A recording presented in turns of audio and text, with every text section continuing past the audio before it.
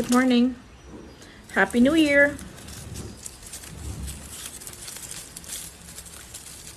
Happy New Year, Kikay. It's what? 9:26. Happy New Year, Mabels. Good morning. I promised myself I was going to do a little bit more in a TikTok live. But I didn't know when.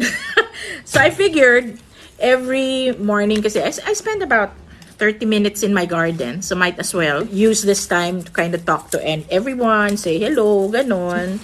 So ito ang aking ginagawa. There, I'm showing you. My dad died in August, and he was a plantito, like a plant lolo.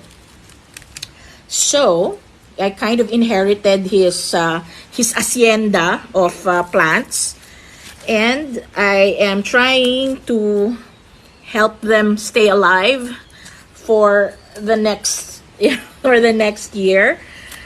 It's a rehabilitation project. Happy New Year, everyone! Happy New Year! How did you guys spend your New Year? Kwento naman kayo. Yes, I am live. Sonic, yes, I am live. Today's my second live ever. Somebody asked a question na, what was your toughest situation last year? Ayun, namatay ang papa ko. That was the hardest. So ayun, whenever you lose somebody kasi, the best that you can really do is to honor them, honor their memory, keep them alive and especially if it's your parent, diba? You keep them alive by being the best version of yourself. Ganon, ano ba naman yan? Umpisa pa lang. Uy, sorry to hear that you are in quarantine, Carlo. Ang handa namin, we had shrimps, we had steak, we had matakaw kami. So, medyo madami. Mas maraming matamis. So, yun. You're very welcome, Pimers. It's my pleasure to share. Kasi nga, I love history. I don't have a lot of people to talk to about history. So, this is really a good platform for it. Ayun, madami nagkatanong. Okay, sige. What was the other one? No, this is a difficult New Year. Right before, siguro mga alas 6 pa lang, we were together na, me, my sister, my family. And we were together until midnight. Nanonood lang kami ng movies. We watched Die Hard 2 kasi Christmas movie, di ba? And then we also watched Encanto, which was a nice family movie. If you're a genealogist, that's actually a fun movie to watch. Parang Coco, I also enjoyed Coco because of the genealogy angle. O, diba? Kawawa naman si Poirom, nagluluto hanggang huli. We're lucky kasi may everybody pitches in, and actually I was the one who didn't pitch in nga yesterday. But my son who graduated from culinary school was doing pizzas last night. My ate was also cooking, so ayun. Anything relevant happened on January 1? I actually haven't checked. Kakagising ko lang, kaka-breakfast lang namin. So, hindi pa ako napaka-TikTok historian today. So, I appreciate all the love. You know that I love creating these types of content. And I also love the fact that you watch it. Maraming salamat. Akala ko nga when I was starting this whole TikTok thing, unang-una, I'm not your typical TikToker. I'm way outside the age group, the average age group here. It was really a way for me to geek out. Pero ang saya na all of you also appreciate it. May nagtanong, sino daw ang pinaka-famous ko na relative? My great-grandfather, so lolo ng papa ko, was an actor during the silent era of movies. Pagkatapos, he was a soldier even before he was an actor. Naging sergeant at arms siya sa Senate of President Quezon. Tapos, on my mother's side, si Felipe de Leon. Siya yung nag-compose ng napakaraming magagandang kanta, including ang bagong... Yun. he composed the music, and he's a relative. Ayun. Bagong lipunan po, yun ang kanyang kinompose. Among others, marami rin siyang kinompose. Marami din siyang Christmas songs. Ayun. I'm glad that you all learned something. Thank you. Sana sa birthday niyo po, yourself naman po ang content niyo. Actually, nag-celebrate lang ako, di ba? First time ko nga nagsayaw sa TikTok dahil birthday ko eh.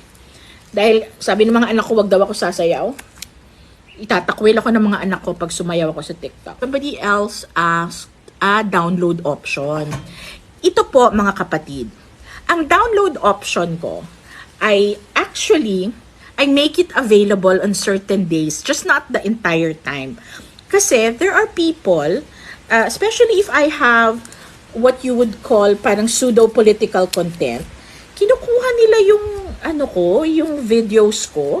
Pagkatapos, they post it out of context. Medyo naaasar ako pag ganon.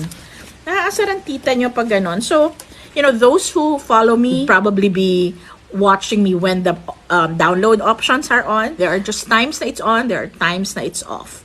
Loyalist ba si Madam? Loyalist po ako sa Pilipinas. Tama po. Sadly, not everyone learns from history.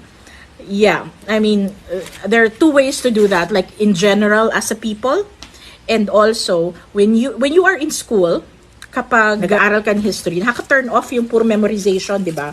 I was like that. I never appreciated history when I was in school. I only appreciated history when I started genealogy. So habang na pinapag-aralan ko yung mga pamilya, na-appreciate ko yung the fact na they were part of what was going on. So yun, I appreciated history then, and dun ko na-realize na parang, Bakit parang nasa memorize ko yung history when it was put in the context of people that I've studied? Do you teach po? Mga anak ko lang po ang tinuturuan ko. Wala po akong patience mag-check ng papel. Somebody asked me that. Kung if I was teaching, probably ang gagawin ko, puro field trip. Like if you're studying history, you go to the places, the historical places, and you kind of feel the area, parang step back in time kind of thing. Ayun, tsaka kwentuhan lang.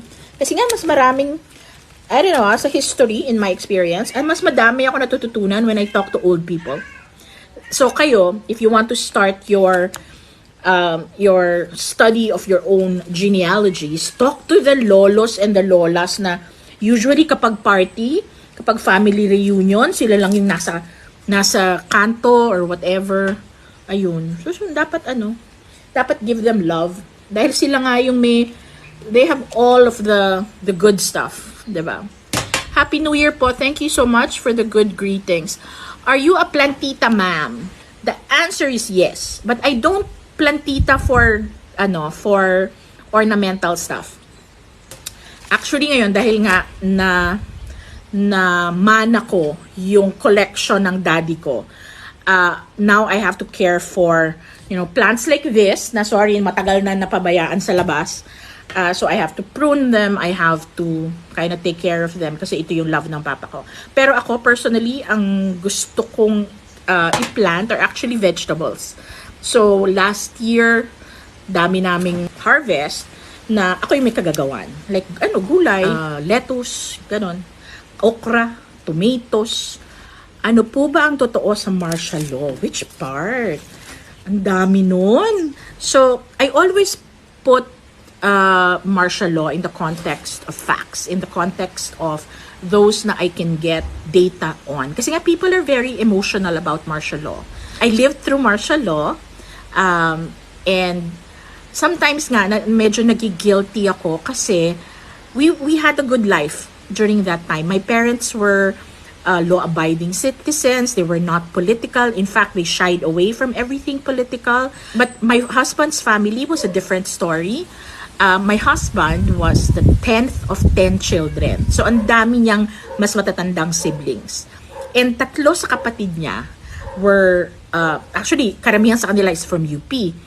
3 dun sa mga kuya niya were na imprison during martial law. And so yung story ng family namin is very different from story ng family ng husband ko. So two of my brothers were incarcerated. One was incarcerated for I think 2 to 3 years in Fort Bonifacio. So as a young man, beyond his politics, I just felt na it was such a loss to be a college student.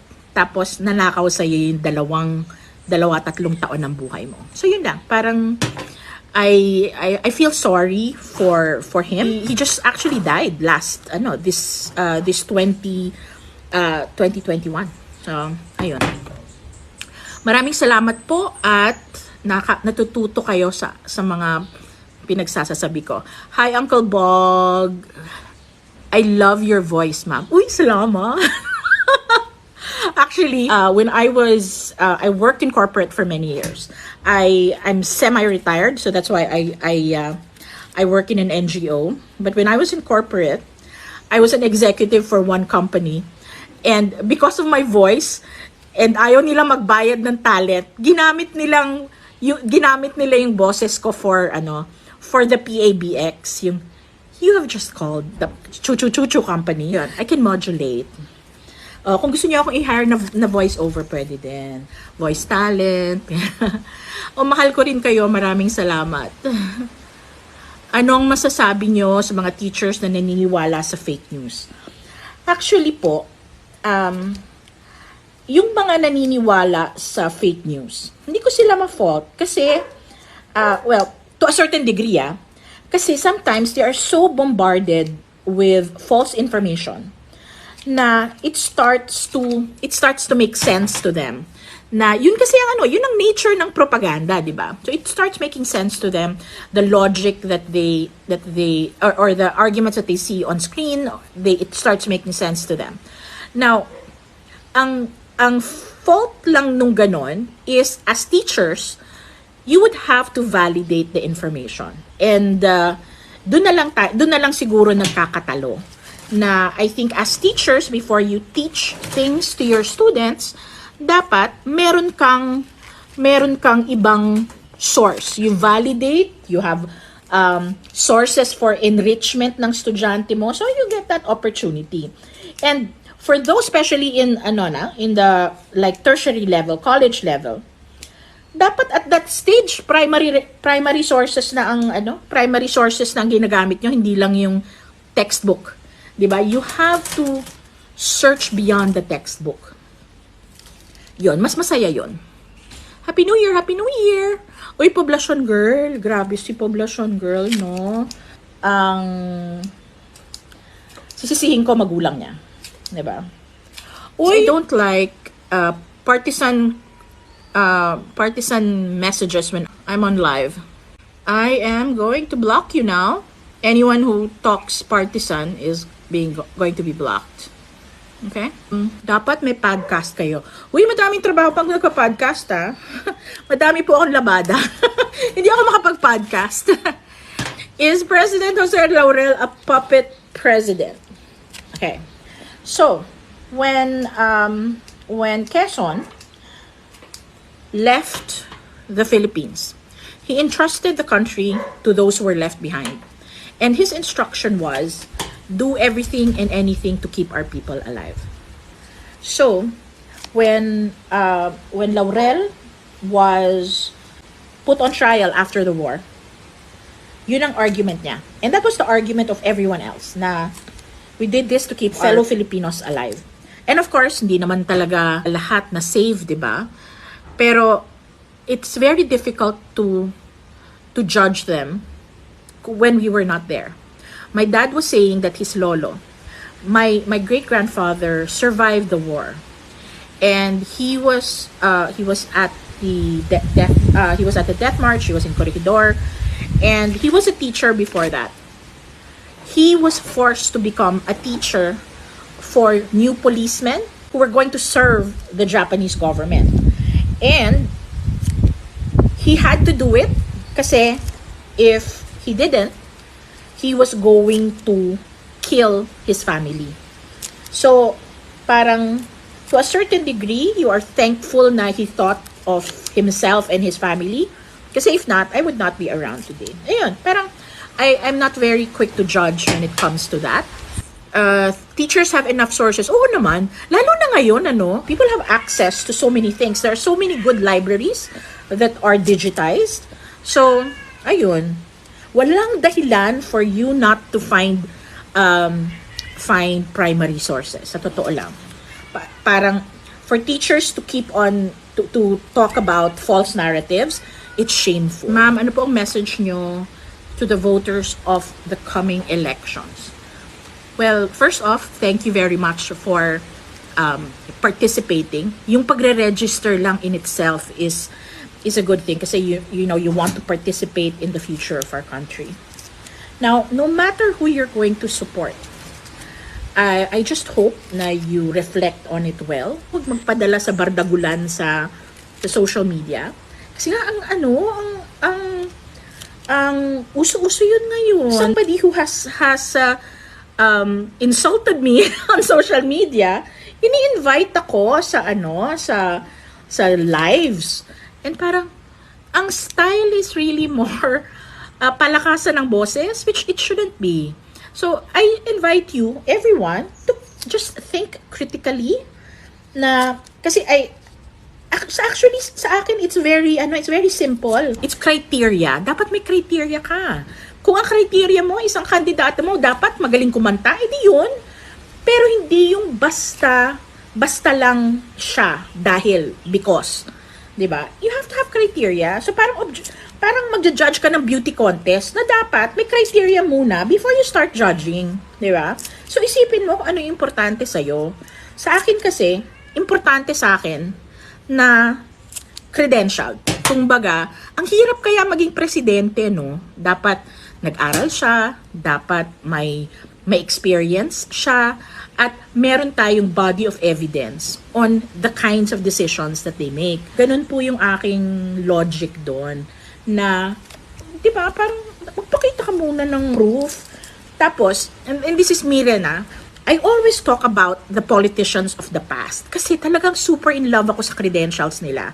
Na talagang nag-aral, talagang they studied abroad, they took their masters, and maybe it's not the modern way to look at things. Pero I find kasi na kapag you have the discipline to at least pursue higher education, you get the stamina to make the difficult decisions. And I guess siguro po, that's also the values of my family. My family values education, so ganun din. Pero may exceptions, like si Magsaysay. Si Magsaysay was not educated like abroad. Wala siya mga ganung kachuchuhan. He comes from a humble family. Papa niya, mama niya, teacher. Siya naging mekaniko while he was still in school. Pero, once he decided to be in public service, talagang pinag-aralan niya, naging Department of Defense Secretary siya, tapos na-prove niya yung sarili niya as a public servant. Pagkatapos yung connection to the people, hindi talaga nawala. Kaya si Magsaysay, naging okay na presidente. Sayang nga he left us too early.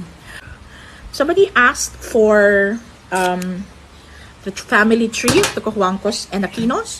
So just go through my old videos po. I have already done that. Will there be a replay for this live po? I don't know how that goes. This is my second live, so hindi ko alam kung ano yung mga functionality na nandito, di ba? Ganda niyo po pala. Uy, di ba? Salamat. Actually, hindi. Mas maganda ang aking puso. What is the backstory of your username, Mighty Magulang? Nung aking kabataan, ang aking blog was named Renaissance Girl. Kasi nga, ang pangalan ko is Mona, di ba? Mona Lisa. So, Renaissance Girl, that was my connection. I've always thought of myself as a Renaissance person. I like art, I like to study the sciences. I'm decent at math. So I've always felt that I have to build competency in all areas. Hindi po halata ngayon, but I was an athlete when I was younger. I danced for the Bayanihan. I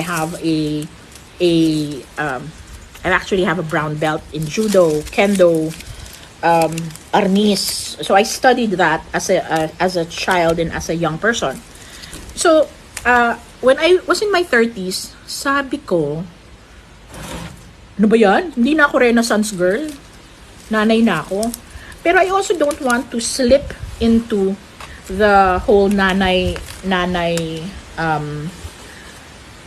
stereotype na submissive and whatever. Kasi I was still feisty. So, Mighty Magulang. And so that was my blog from a long time back. Tapos, my eldest son, when he was 5 years old, we found out that he was on the autism spectrum. So parang Mighty Magulang took on a different spin for me. When my son was diagnosed with autism, it was important for me to feel empowered. It was important for me to find the best way to help my son. Hindi po kami nagpapabiktima. Di ba parang, kawawa naman kami. So I was not into that. Di ba? Alright. I was talking about the criteria. So the credentials is one. It's important for them to have the education or the experience and the track record that they can do their job right. Diba? And the other one is, it's important for me for them to have heart. So I work with the disability sector. And as somebody who works with an NGO, and in disability specifically, nakikita ko po talaga na that sector, hindi siya binibigyan ng pansin. Nakikita ko, when they think of disability, they think of charity. They think about, bigyan natin sila ng ayuda, di ba? Instead of making the right accommodations for them to feel that they are part of the community. Simpleng-simple lang eh. A lot of people keep... Ano yun? Okay, hindi ko alam yun. So, a lot of people keep telling me to speak in Tagalog.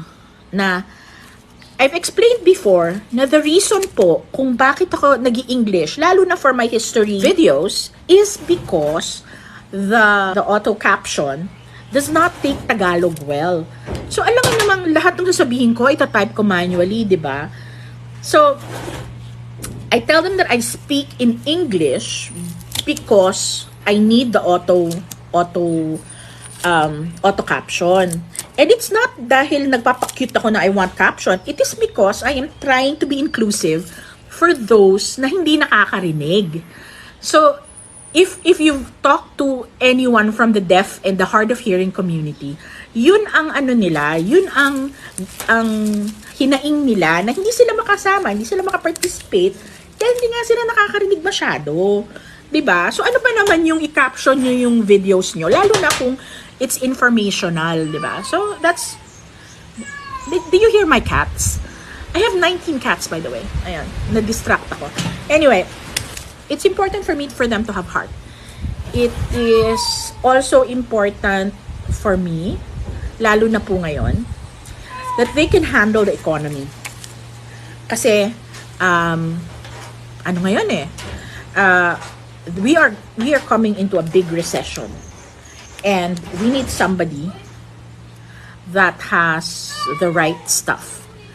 Okay, I'm hearing my cat right now. Diego, did the cat escape? Okay, so one of our cats escaped. Ayan. So, yung mga anak ko po ngayon, hinahabol yung mga pusa. Ganon. So, yun. They have to be able to handle the economy. Ano po ang degree nyo nung college? So, I took up business administration from UP. I also got my master's degree in applied business economics from the University of Asia and the Pacific, and I got a degree in strategic management from the London School of Business. Diba? Cherise. Bayanihan dancer. Hindi nga ako, sabi pa sample daw, ayaw nga ng mga anak ko, no? They will disown me if I start dancing on TikTok. economic managers, they don't have to be economics majors, true. And you have to hire the right people to manage the economy. You don't have to do it yourself. But of course, the understanding of economics and the basic, I guess, motions of money is important because we are in a recession. If we are in a growth time, siguro hindi kailangan maging hands-on ng presidente. Pero sa panahon po ngayon na may problema tayo sa ekonomiya, na our GDP dropped by 10% in 2020. So that is the biggest recession of our history. Kailangan kung sino man yung magiging panuno natin should at least know what they're talking about kapag kausap niyo yung mga economic managers natin. I've been dying to trace my roots. Any tips po? I actually had I had several videos on Genealogy 101, and I also shared the websites that you can use, especially ngayon, hindi ka naman pwede lumabas at mag-research. Mas masaya if you're able to travel to the place where your family is from, but it's not necessary. Okay. My kids are still, there we go.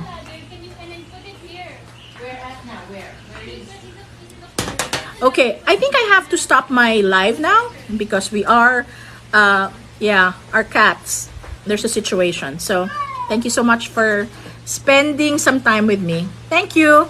I'm back. I actually was on a live a couple of minutes ago.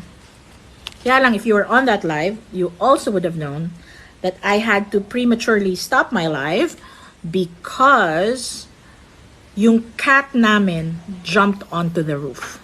So, medyo nabulabog po ang buong bahay because we wanted to make sure that the cat gets off the roof. So, ayun, ang kulit kasi, masyadong maligalig. Hey, Happy New Year! Happy New Year! Aerosol 16 shared the live video. Pwede pala yun. Hindi ko alam. I'm still trying to figure out live. Kaya po hindi, I still don't know how this works. The first time I went on live, I had JC Punong Bayan with me. And medyo technically it didn't go as well as I planned. Pero, ayun. So yes, the cat is okay. Nag-jump siya sa roof. Pagkatapos, yung anak, there was, one of my kids were sa ilalim, may ladder paakyat, and then my other child was on top of the, like that's a veranda, trying to lower them down. We tried net, we tried a towel. It finally worked out nung binigyan namin siya ng kahon. So, pumasok siya sa kahon, we sealed it, and then the cat is back where he should be. More history pa po, ma'am. Yes, of course. That's my thing. I love history naman kasi. So that's really what I want to talk about. And more, of course, family history is really what I research actively on. Pero it connects to our social history, connects to our economic history. Talagang we're all interconnected, diba? Ang saya. Over-prune ko na to. Kaya lang, talagang it's really in bad shape. It was left outside. So, yung aking pinuprune na halaman, parang kalbo na yata. Pero sige, magpakalbo tayo lahat para maganda ang usbong ng 2022, di ba? I love watching your videos. Super gusto ko din kasi ng history. I'm happy to hear that. I am happy to hear that there are a lot of young people who are rediscovering history through this platform. Sana hindi lang tayo manood, magbasa din tayo. Somebody is asking about Taliano Gold again. Naman, nakadalawang videos na ako ng Taliano Gold, ha.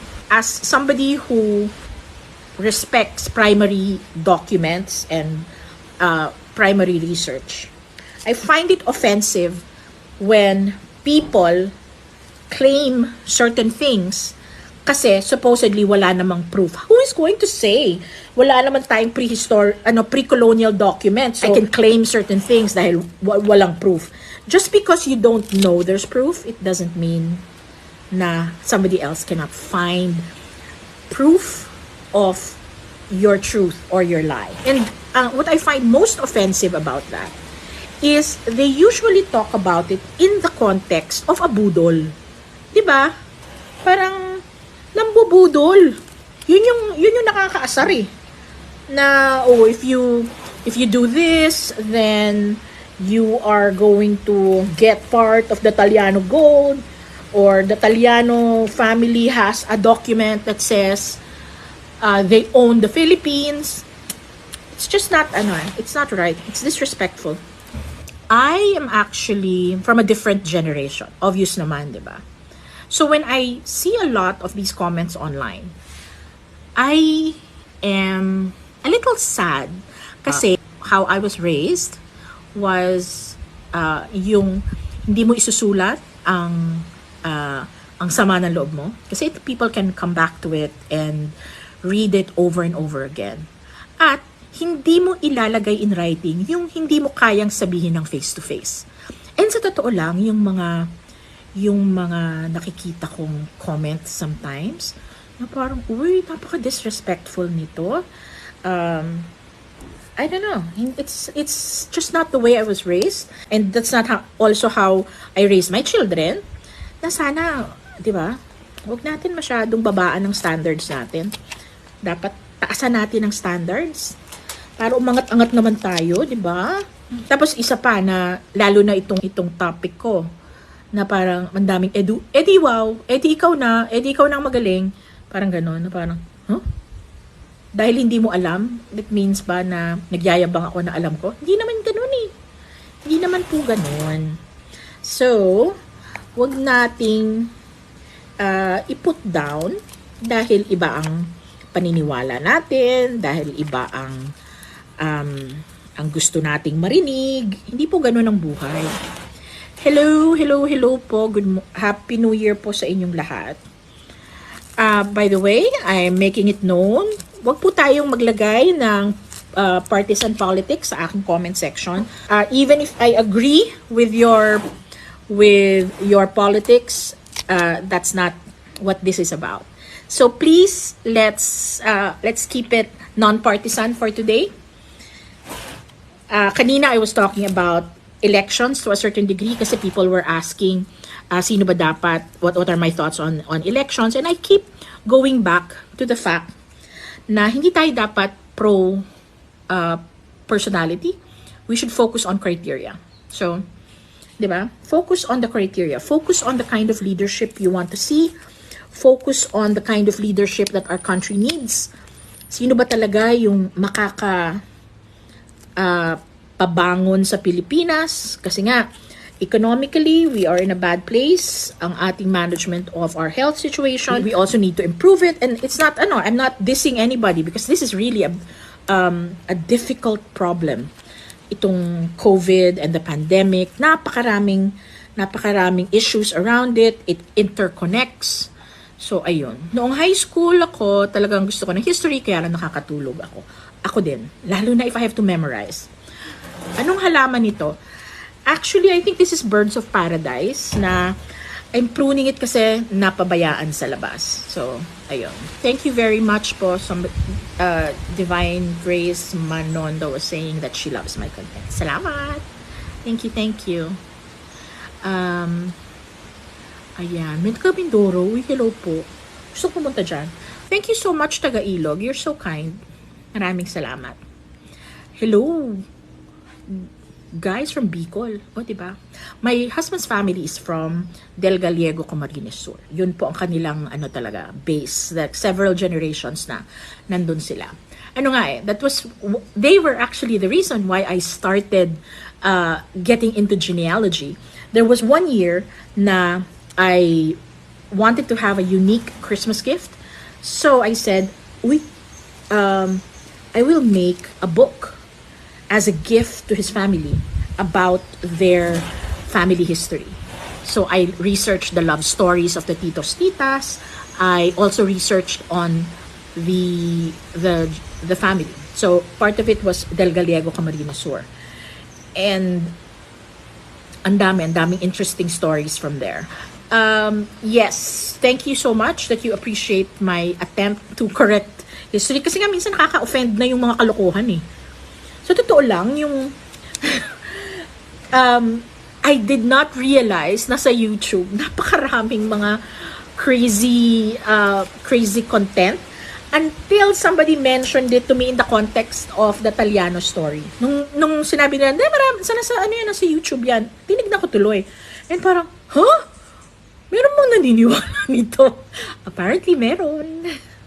Sana po, mamayagpag ang critical thinking sa atin. Yan po ay dapat natin ituro sa ating mga anak. Dapat, may mga techniques po yan.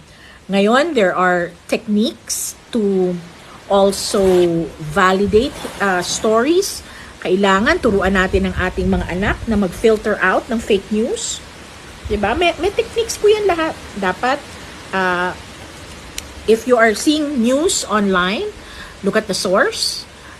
Also try to validate using 2 or 3 more sources that are not based on that. Somebody is asking, bakit crazy? Alin na crazy yung yung Italiano? Yeah, it's just out of this world, di ba? Na parang it is trying to rewrite several centuries of documented history. So, and that would be great if there was like this new piece of evidence na talagang compelling, whether it is anthropological, archaeological. If you're talking about pre-colonial history, it has to be that kind of proof. This hoax should not be perpetrated, lalo na sa mga teachers. Na, sana wag naman teachers na magtuturo ng Taliano Gold. Sana po naman wag. Kasi, mababaw po. Napakababaw po ng proof nila. A lot of our pre-colonial history, we can validate from the written histories of other countries. Kasi, like China and our neighbors, sa kanila, merong mga nag-survive na documents. And we are able to determine that we had a very vibrant government before the colonizers came. So yun, we know that much. So hindi dahil hindi nyo nabasa or hindi natin nakikita sa internet via Google search, it doesn't exist. So a little bit about the Google search. Pag nag-Google ka, yun lang yung na-scan ng Googlebot. But if you know where to search, like there are certain libraries, digital libraries, now when you know where to search, pag doon you sinearch, makakahanap kayo ng primary data.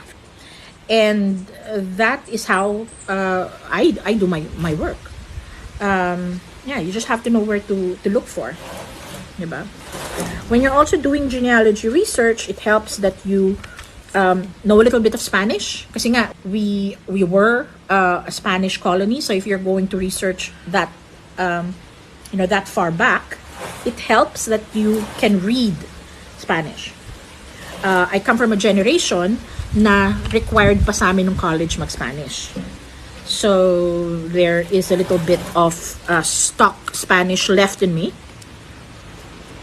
Tapos I also studied French for 2 years. So, ayun. Base sa mga advokasya at plataforma, ganun mga kandidato. Sino po ang iboboto nyo? Secret. Hindi, I actually made known who I want to vote for. Look for my my vids. Like I said, I'm all about criteria. I'm all about the person I feel has the credentials, the skill, the expertise, the educational background. I am all for somebody who has a track record, and I am also for somebody na may puso para sa mga marginalized communities. Kasi I represent the PWD sector. I'm the president of the Autism Society Philippines. So importante sa akin yun. Sabi ni Zarinaleta, Zaniraleta, grabe to. Doon yung pangalan mo, ang haba.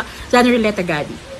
Is it easy to learn French or Spanish? French and Spanish are very well, they're the same in terms of syntax. Once you study one, it's easy to study the other. Tapos, ang mahirap lang siguro sa French would be the nasal sounds, like Paris, the sounds that are not native to our phonics. So, ayun. Je m'appelle Mona Lisa.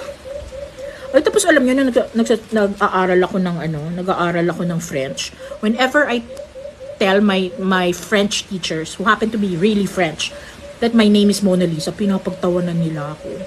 Na parang it's so weird na I have a name like Mona Lisa. Dialects or foreign languages. You know what? You just have to learn another language. I think it doesn't matter what you want to learn. Basta ang bilin po sa akin kasi ng aking nasirang ama. Never stop being a student. So, my dad has 10 degrees. Like 10 ang degrees niya. His undergrad, his master's, tapos may doctorate siya. Marami siyang master's, marami siyang mga special diploma, yung mga ganun. Kasi nga, feeling niya, hindi ka dapat huminto ng pag-aaral. So study, just continue studying. Whether it's a dialect or whether it's a foreign language, just go for what you want to study. Yung talagang love mo. Kasi, yun din yung magbibigay sa'yo ng push to finish. Diba? Kasi hindi lang naman yan sa umpisa. Alangan namang, umpisa lang tayo ng umpisa, dapat tapusin natin. Hindi ka magkukuha ng course pagkatapos towards the end, hindi mo i-fulfill yung requirements of the course. If you cannot fulfill the requirements of the course, then it means you didn't learn anything. So talagang dapat ang love mo yung ginagawa mo, hindi dahil sinabi ng magulang mo, hindi dahil expected sa'yo, dapat love mo talaga. Although I shouldn't talk. Kasi when I was in high school, the guidance counselor, everyone was saying, "Oh, you take English kasi that is that's my strength." Pero when I talked to my parents about it, sabi nila, parang, "Uy, walang dyan? Walang pera dyan, anak. Anong gagawin mo? Magiging teacher ka." And no disrespect to teachers. Pero parang my parents had this fear na, baka maging pobre ka, anak. Parang ganon. So, I took business administration. I was accepted for the accounting program ng UP Diliman. But when I got there, I realized I did not love accounting. So, I continued on, pero I focused more on marketing. And ayun, I took my master's in applied economics. I took another diploma degree in strategic marketing abroad. Pero at the end of it all, I still was able to come back to what I love, diba? And that's history. I'm still doing my thing. I'm semi-retired. So when I left corporate about 6 years ago, and when I left corporate, I started working in an NGO, and I was able to put more time into genealogy. So ayun, I'm living the life, and I'm able to see my children become adults, and yun. May balak po ba kayo maging politician? Alam nyo, because I'm associated with the Autism Society, may lumalapit sa amin for us to create a party list. Sabi ko, no, ano ba yan? Yes, we are, a vulnerable sector. Pero I felt that I'm not the kind of person who would enjoy being a politician. How do you keep yourself sane with everything that is happening now? TikTok. That's it pretty much. And that's why I'm on TikTok. Even if I have ignored it for the longest time. As an older person, when somebody says na they're on TikTok, parang, anong ginagawa mo sa TikTok? BSBAA po kayo sa UP. Yes, I started out in BSBAA. I was block president when I was a freshman. Flexing ako. Yes, I am. Yes, true. You can help others even if you're not a politician. I read sometime na Oh, kapag nanalong kandidato natin, dapat tayo lahat ngayon tumulong na sa gobyerno. Anong government agency ang gusto mong tulungan? And I'm thinking, bakit pa kayo maghihintay? Huwag na kayong maghintay na pagkatapos ng election. You can start helping now. I volunteer with the National Council on Disability Affairs. And help them, especially when it comes to my areas of expertise. I'm good at events planning. I'm good at putting digital programs together. Any tips for freshmen? When I was a freshman, I was very anxious freshman. I was so focused on my studies that I did not focus enough on the social part of it. Parang naging antisocial ako. I only caught up when I was in third year college. So, just keep it balanced, di ba? When you're a freshman. School is important, but so is your family, so are your friends, so are your extracurriculars. Nagtuturo po ba kayo? Hindi po. Ayoko po mag-check ng papel. Ang ganda po ng content niyo sa TikTok. Uy, thank you. You're so kind. And thank you for appreciating it. Kasi nga, 'di ba? Sabi nila when I started, alam mo magfa-flop ka kasi ang tagal ng TikToks mo. Apparently the ideal TikTok the TikTok is like 8 seconds, 8 seconds ba? And my TikToks are 3 minutes long. So I'm not exactly your typical TikToker. And I was starting. Sabi ko, kahit na mga anak ko lang ang makinig sa akin, okay na sa akin. So the fact na you guys are all, following my content, listening to me today, I really appreciate it. I genuinely appreciate this, opportunity to talk. My biggest regret, especially nung I had a viral video. Yeah. My biggest regret, hindi ako nag-makeup. And for most of my TikToks, na parang, wala namang manonood sa akin eh. Okay lang to. Minsan di na ako nagsuklay, hindi na ako nagsisipilyo. Pero I realized, nag-viral yung isang video ko. Hindi ako nag-makeup, hindi ako nagsuklay. Ano ba yan? Okay. Oh, thank you, ma'am, that you are a history teacher and, you appreciate the content. In terms of conspiracy, I don't want to look at it as conspiracy. I do look at it from a what is the purpose of certain contents being put out there. There are there are educational contents like mine. I also know of many others, Zhao Chua, very, very prominent academicians just going online to share what they know. It's really all about that. It's really about conversation, getting people interested in history, getting people interested in genealogy. Yun talaga yung field namin, or yun yung area of study. Pero when political parties starting to talk about history in the context of certain outcomes, that's when you have to apply critical thinking. I'm not saying don't believe them. I'm saying apply critical thinking. Mag-isip kayo, di ba? Hindi naman kailangan paniwalaan lahat. And hindi rin dapat natin pinuput down yung mga tao just because we don't share the same opinion. Diba? It is something that we should do a better job at. What do you think about Poblacion Girl? Alam mo, I know that she's no longer a minor, pero gusto kong kausapin ng mga magulang niya. Diba? Na parang, ano ba? Did you empower your daughter to do this? Kasi she's not that, diba? Not that old. Gusto kong kausapin ng mga magulang niya. Na ano nangyari dito? Kayo bang, nito? Kayo bang nag-facilitate? Think of other people. Kasi minsan kapag sarili lang natin ang iniintindi natin, and I also think there's a certain sport to getting away with things. Di ba? Na parang, ba't ganun? Sana hindi. Anong sektor ang dapat pagtuunan ng pansin para mapaunlad ang ekonomiya? So I had this conversation with JC Punong Bayan a couple of nights back. And he shared that in the Philippines, 90% of our GDP comes from small and medium scale enterprises. So, maliliit na negosyo po.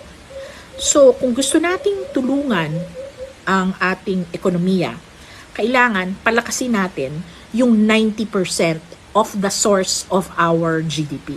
And that is small and medium scale industries. Of course, big business is also important, pero mas mararamdaman natin kung tutulungan natin yung mga maliliit na negosyante. So, yun po ang dapat nating umpisahan. Kailangan silang tulungan, kailangan silang palakasin, kailangan silang bigyan ng mga incentives, kailangan silang bigyan ng mas madaling paraan para magkaroon ng hanap buhay. We will not be able to get out of this situation kung hindi natin ma-address yung health issues natin. We have to be able to address the health concerns in a scientific, in a methodical, in a good way, without stressing out our frontliners, without corruption, di ba? Kailangan. Oh, that's true also. We need to have economic hotspots other than NCR. I totally agree po. There has to be a little more attention, lalo na to the farthest communities. Tapos with Odette pa, di ba, nakaka-sad. Kasi hindi na nga tayo in a good place economically, tapos nangyari pa yon. Imagine you being in their situation na pandemya na nga, tapos nabuwag pa yung bahay mo, nawalan ka pa ng bubong. Di ba? That's hard. That is hard. I haven't studied federalism, so I cannot have an opinion on that. What will be your advice to yourself if I meet myself 20 years younger? My 20 years younger, matanda na rin ako noon. Now, if I meet myself 20 years younger, let me see. I would have probably worked out more.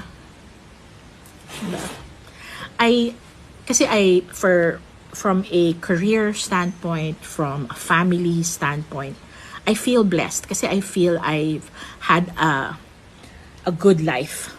So if anything, it's really the working out more that I should have done 20 years ago. Ayun. So I feel I made good career choices. I made good financial choices. I'm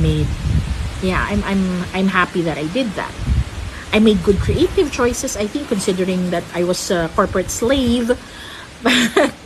I'm still able to be creative while feeding my family. Back then, my job took me out of the country a lot. There were times na there was a stretch of 2 years na every other month I am abroad. It was difficult kasi my eldest son is on the autism spectrum. And ang dami niyang therapy. Kailangan kumuha ng labada kasi mahal ang therapist niya. So, even if I was away from him and my husband was yung parang nagbabonding sila more with my husband, I felt it was a justifiable sacrifice kasi okay siya ngayon, di ba? So, okay na investment yun, di ba? Meron po bang genealogy sources na locally established? Yes po, familysearch.org. There is a familysearch.org, Family Search Philippines na their mandate is to digitize local data. However, there are churches and there are LGUs that do not allow them to scan or to digitize their records. Yun lang yung problema doon. But they have done a lot already. Mga missionaries po sila ng Church of Jesus Christ of the Latter-day Saints. Meron po silang Family History Center because part of their faith involves baptism of the dead. So parang yung mga ancestors mo na hindi part of the faith, you can still baptize them into the faith. So that's why they have a Family History Center kasi it's your responsibility as a part of their church. I'm not part of their church, by the way. That you baptize your ancestors into the faith. Even if I'm not part of the church, friends ko po sila. Ano po masasabi niyo sa pangarap ng mga Pilipino na umalis ng bansa at sa ibang bansa na tumira? It's really, I'm actually indifferent about it. Kasi, syempre, iba-iba ang ano natin, di ba? Iba-iba ang motivations natin. I was actually given the opportunity to move abroad several times for my job. Kaya lang, ang motivation ko, especially nga since my eldest son is on the spectrum, is for him to have, to stay near family. Is for him to stay close to what is familiar to him. So, I never, yung panghinayangan mo siguro ng, sandali, pero I know that I did the right thing by giving him structure, giving him a stable environment. And yung support system namin, important sa amin na nandun.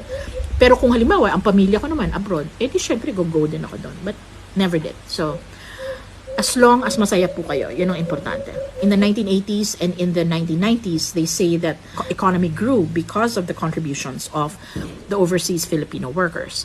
That is now tapering off. I think other parts of our economy are contributing more to our growth compared to the overseas Filipino workers, but they are still an important part of our economy. You have a lot of patience. Ay, hindi po.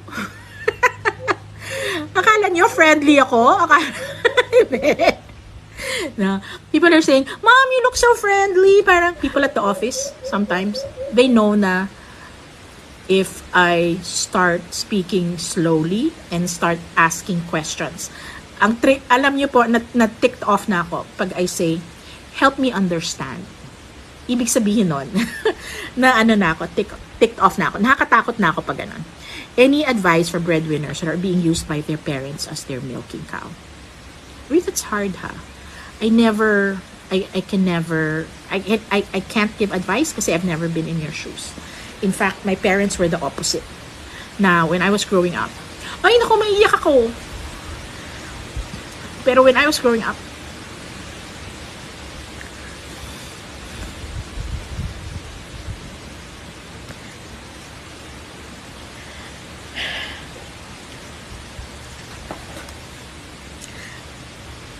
you try to give salaries namin sa parents namin and ayaw nila.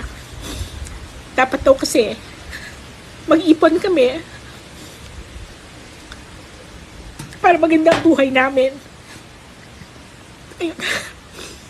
So I can't talk about that because I never experienced that with my parents.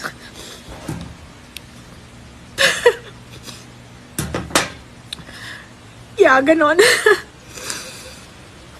O sige, let's answer a question that's not about my parents. Yun. Hello, boy biceps. Is genealogy a program or course in college? No, it is not. It is something that you kind of fall into and then you take courses after. And the courses you take should be specific to the area that you are researching in. So in our case, Philippines, so Pilipinas. Sino po ang paborito ninyong bayani? Wala akong paborito. And I really genuinely respect everyone who fought the good fight. Whether it was in World War II, whether it was in the Revolution of 1896. I'm also always having a conversation about bayani. Hindi siya like an official title for somebody. Bayani is somebody you admire. Hero, di ba? Hindi natin sabihin na ito bayani, ito hindi. Kung yung lolo ko, ako lang yung nakakaalam na nagawa niya, posibleng siya yung bayani ko, siya yung hero ko. Mas importante sa akin yung ginawa niya kesa sa ginawa ni Jose Rizal. Posible yun. Diba? And bayani is a personal decision. I don't feel that it is something that, is designated by government. Anong masasabi niyo sa railway sector natin? It is delayed. It should be faster. It should take us farther than it has taken us now. And this is from me, my husband's family is from Bicol. So I think railway would be the most efficient way to get to Bicol, but until now, it is not. Can you trace relatives who were lost and never found during the war? Yes.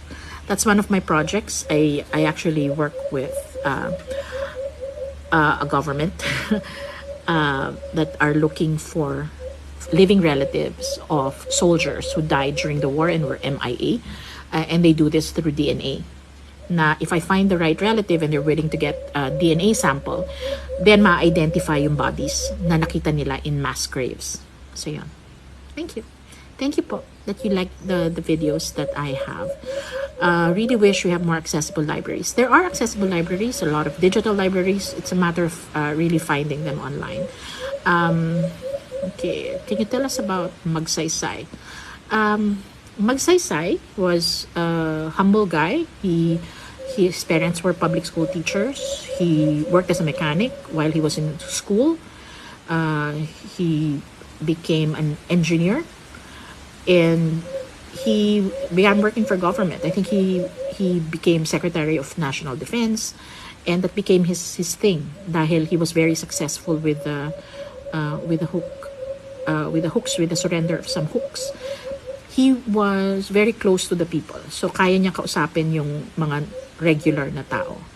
And because he is from Zambales, as I think presidente na nga siya noon nagbubus pa rin siya papuntang Zambales. Kasi nga kilala niya yung bus company, tapos doon siya nagtrabaho. So gusto niya yung bus. So he would take a bus going home to Zambales. Diba? Cute. Tapos he's the tallest president we've ever had. He was 5'10". So kapag makikita mo sa mga pictures niya, parang he towers over the people kapag he's surrounded by people. Ang cute niya kaya, ang lapad ng shoulders niya. Ang cute nilang mag-asawa. Parang his wife, parang I can see na she lost so much. Tapos after that, quiet lang siya. She never went into she never had public office, although before that she was with the Red Cross. Parang wala, quiet lang siya. She lived a life of quiet dignity. Diba? That's so nice. I would love to grow old like that, live a life of quiet dignity. Who should be the national hero besides Jose Rizal? I don't believe in the term national hero. I feel that there are a lot of heroes that have served our country. Jose Rizal I love Jose Rizal, diba? Like, he's the ultimate, he's the ultimate intellectual. And I find that amazing. Especially, he was only 35. Bakit hindi nakasulat sa libro about history ang feud between Aguinaldo and Bonifacio? Don't look at your textbooks. Look at primary data. Primary data can be the letters, can be the Acta de Tejeros. One of the things, the documented proof of the animosity between them was after the Tejeros Convention. Aguinaldo won and he became president. While he was being sworn in, Bonifacio and a few others, like 44 others, were writing an election protest. It was called Acta de Tejeros. And it identified the accusations against Aguinaldo's camp, where there were more ballots than there were people present. Yung mga ganon, maraming mga ganong nakasulat. And if you're talking about proof or something written, then that is one. What are my thoughts about the world leaning towards the future and new invention, forgetting about history? I worked in the IT industry, so I was very much into new technologies. One of my early jobs was actually to sell cellular systems when we didn't have cellular systems yet. One of my last jobs was IBM, and we always talk about the future of technology and all that. And I think there's room for appreciating technology, and there is room for appreciating history. It's hindi naman po because you appreciate technology, you don't appreciate history. You can appreciate a lot of things. Di ba? Your appreciation for one thing does not diminish your appreciation for another. Best Philippine president so far and why? I like Magsaysay. Mas binuboost po ang TikTok ng live feeds sa ibang user. Ganun po ba yon? I didn't know. Thank you so much, Principe Ewol. Magsaysay started the jingle. This is Deej. Deej actually, Mambo Magsaysay was written by, what's his name? Raul Manglapus, right? And they did it after Arsenio Lacson did it for Manila. And Arsenio Lacson also used a mambo song. So it was actually Arsenio Lacson, when he was running for mayor of Manila, who had the first jingle in politics. I would say that Mambo Magsaysay was the first national jingle for politics, but there were others before. How can we contact you po if we want to trace our relatives lost in war? Well, I do not take private clients at the moment because I am taking exclusively institutional clients. How is Emilio Aguinaldo for you? Ang problema ni Aguinaldo is he lived too long. Kasi he lived until he was an old man. And made a lot of errors along his path to old age. Imagine nyo, when he was a president, he was in his 30s. Na parang, and I don't know how old you guys are, ha? Pero kasi when you're in your 30s, mataray ka pa eh. You make so many bad decisions when you are in your 30s. Na I don't want to fault him for that. He was a warrior. He wanted to fight. And he was part of the Principalia. So parang default, okay, siya yung leader. Pero he was still a kid. And the thing about when you get older, you just have to acknowledge that you made a lot of bad decisions when you were younger. And he didn't acknowledge it. Instead, he just piled on to some of the wrong perceptions and like denied the wrong things he did. So parang ganun yung naging buhay niya. So I guess there's a certain tragedy to that. I'm also not too much into giving absolute judgments on those who lived through the revolution. Kasi we've never lived that eh. Na we have to be kinder to our ancestors and to those who lived in the past. Kasi nga, we've never lived that. Dapat ma-invite po namin kayo sa BA History Program course namin. Parang hindi ko naman deserve yun. Yes, don't be a politician. Agree. First mass of Butuan and Limasawa, who won? No idea. I also do not know about the migration that happened in Mindanao. And that's actually the sad thing also. In my research, I haven't done a lot of families from Mindanao.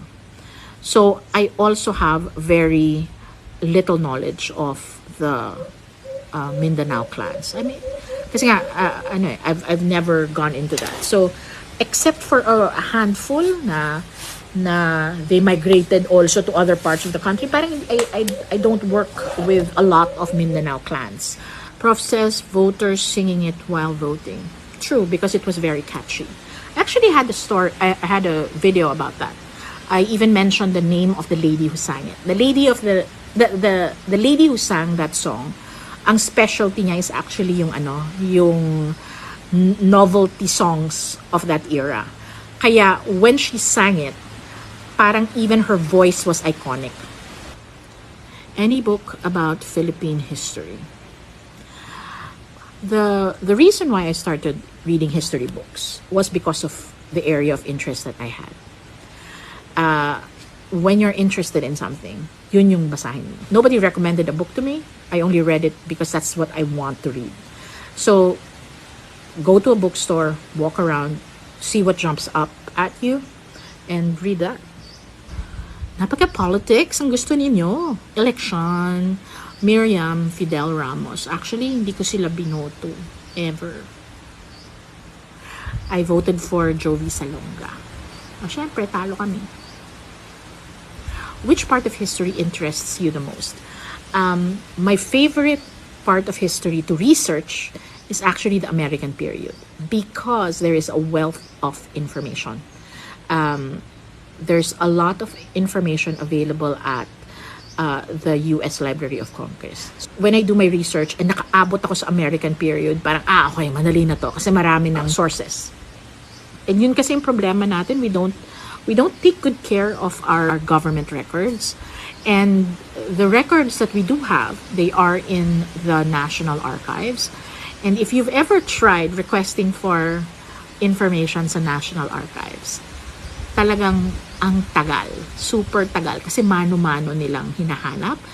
And several times na I tried to ask for records sa National Archives. Karamihan would come back na does not exist. So ganun, nakaka-frustrate lang. The insular records in the Philippines during the Commonwealth time, right before the war, they were moved to the US. So may kopya sila. What are the hardest studies about history you've ever read? I guess because I'm into genealogy. It's empirical eh. Kung ano yung nandyan, kung ano yung na-document, yun yung kukunin ko. What is in the document, I don't interpret it. And I think the hardest part of those who study history, yung mga may BA and masters in history, is really trying to have an opinion about history. My field, my subset of history, is really just sticking to what is on the paper. So it's not really that hard. Siguro the hardest na lang is economic history. Kasi nga, that's when you kind of have to flex a little bit. One of my videos was talking about the macroeconomic effects of the martial law era on the lives of the Filipino people. No, hindi naman sa pag-flex.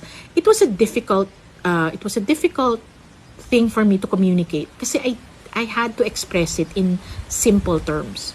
And even when I tried to express it in simple terms, people were asking me the strangest questions. So parang, akala ko ba mababa ang value ng mabibili ng regular na worker, tumataas ang minimum wage. Yun ang ano nila. So, paano ko may explain yung concept of real income and nominal income? Diba? So, paano ba yan? Mag-search pa ako. Paano ko i-explain to? Dahil sabihin na naman nila sa akin, edi wow. Diba yung ganun?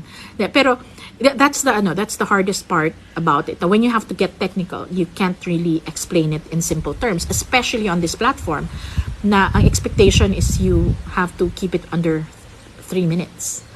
Diba? So, sometimes it's an entire subject in college, but you have to cover it in 30 minutes. So, ayun. So, the hardest part is when you have to get technical. Antonio Luna and Isidra Cojuangco's story. I have never seen documentation on it. It's all chismes. I'm planning to take Asian Studies for college. Nice. Tips po on researching historical data. I think when you go into Asian Studies, you are going to be trained in what sources to look for. Is it true that Ferdinand Marcos holds the highest passing rate in law licensure? No, it is not. There's another Associate Justice of the Supreme Court who got a higher grade. And there were several others, actually. His grade was 92, which is not the highest. Miguel Malvar is the second president of the Philippines. He became the acting president when Aguinaldo was arrested.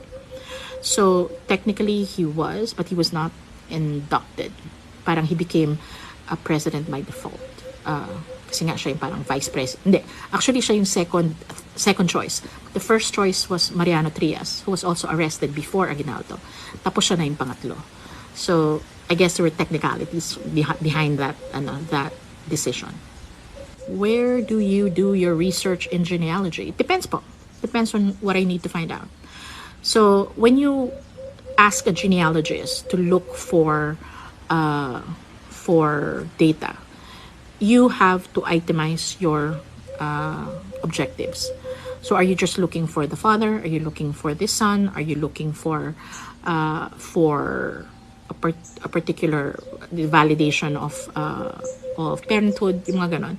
So you have to research based on the deliverable. Hindi po siya isang source, yun na yung lahat. It's true that Ninoy and Ferdinand Marcos are friends. They knew each other, and I think Ninoy dated Imelda Romualdez at some point. Parang hindi dated. Parang he was an escort for Imelda at one of the social functions of that time. Mahilig sila nun eh.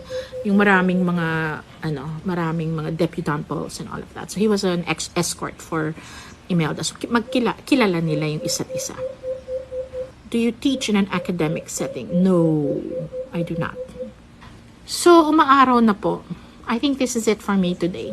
Thank you so much. I enjoy having conversations with you. I hope you picked something up. Follow me if you want to be advised when I go live next. Give me some suggestions on what you want me to cover for 2022. Send an email to mightymagulang@gmail.com. Thank you so much and Happy New Year po sa inyong lahat. Bye! Meow meow.